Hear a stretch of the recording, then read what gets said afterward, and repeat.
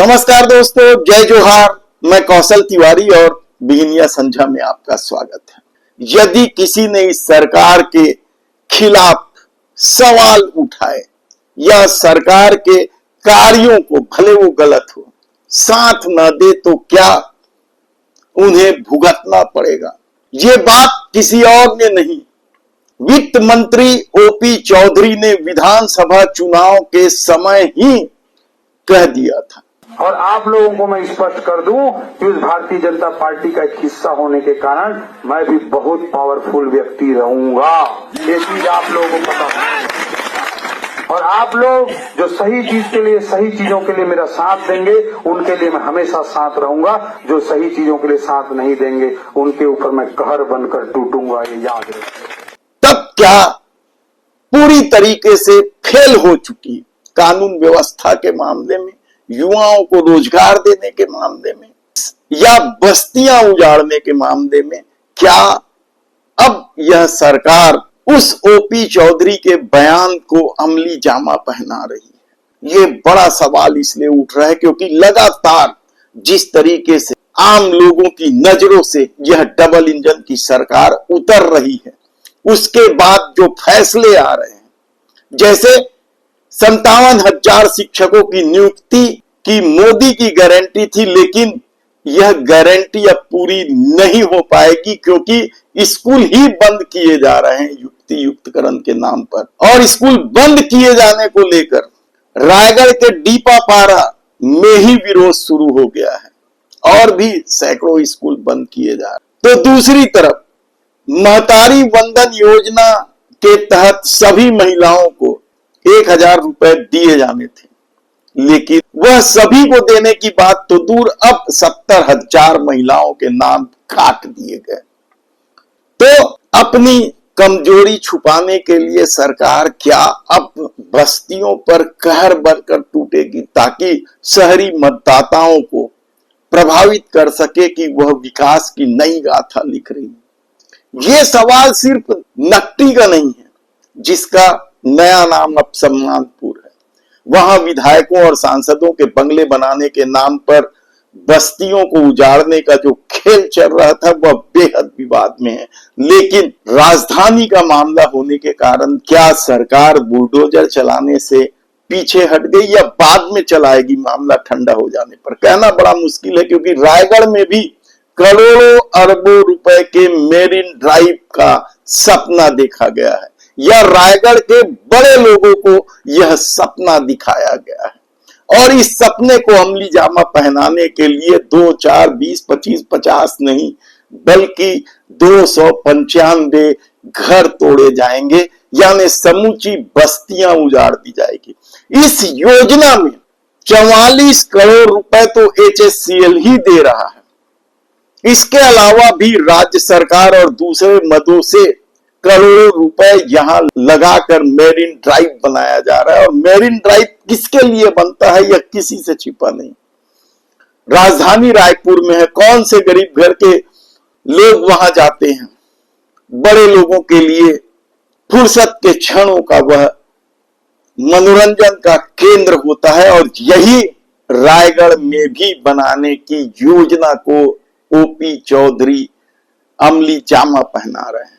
OP Chaudhary पर युवा बेरोजगारों को नौकरी नहीं देने का भी आरोप है। वित्त विभाग उन्हीं के पास है। तो महतारी वंदन योजना में सबको राशि न देकर और अब 70,000 महिलाओं के नाम काटने का भी आरोप है। तो युक्ति युक्तकरण का भी खेल ओपी चौधरी के नाम पर ही आरोपित है। तब ऐसे में रायगढ़ में किस चीख पुकार के साथ लोग विरोध कर रहे हैं और पुलिस फोर्स के साथ, यानी आप सोच नहीं सकते कि क्या फोर्स लगाया गया है। उस फोर्स के बीच जबरिया बस्तियां उजाड़ी जा रही है। और चाहे सम्मानपुर का मामला हो या फिर रायगढ़ का यह क्षेत्र का मामला हो, यहां रहने वाले लोग 2, 4, 10 साल में नहीं बसे हैं, 50 साल से यहां रह रहे हैं। सुप्रीम कोर्ट का निर्देश है या सुप्रीम कोर्ट का नियम है, या सुप्रीम कोर्ट ने नियम बना रखा है कि इतने लंबे समय से रहने वाले लोगों को आसानी से नहीं हटाया जा सकता, बुलडोजर नहीं चलाया जा सकता, लेकिन शॉर्ट नोटिस में ये सारा खेल खेला जा रहा है। हम ये नहीं कहते कि ये पूरा खेल सिर्फ कमीशन के लिए है। करोड़ों का यदि बजट है और 2, 5, 10% भी कमीशन किसी को मिल रहा होगा तो आप समझिए इस खेल को। लेकिन जब कमीशन की बात आती है, ओपी चौधरी की बात आती है, तो अमित शाह ने विधानसभा चुनाव के दौरान ओपी चौधरी को बाजू में खड़ा कर क्या कहा था, उसका ध्यान आना स्वाभाविक है। एक बार ओपी को विधायक बनाओ, इसको बड़ा आदमी बनाने की जिम्मेदारी हमारी।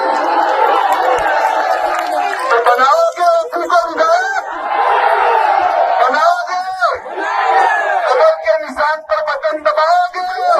तो क्या अमित शाह ने जो बात कही है कि बड़ा आदमी बना दूंगा, तो क्या पैसे से बड़ा आदमी बनाया जा रहा है? ऐसे में सबसे बड़ा सवाल उन बस्तियों के उजड़ने को लेकर तो है ही, कांग्रेस की खामोशी को लेकर भी सवाल उठ रहे हैं। तो क्या ओपी चौधरी ने कांग्रेस को सेट कर लिया?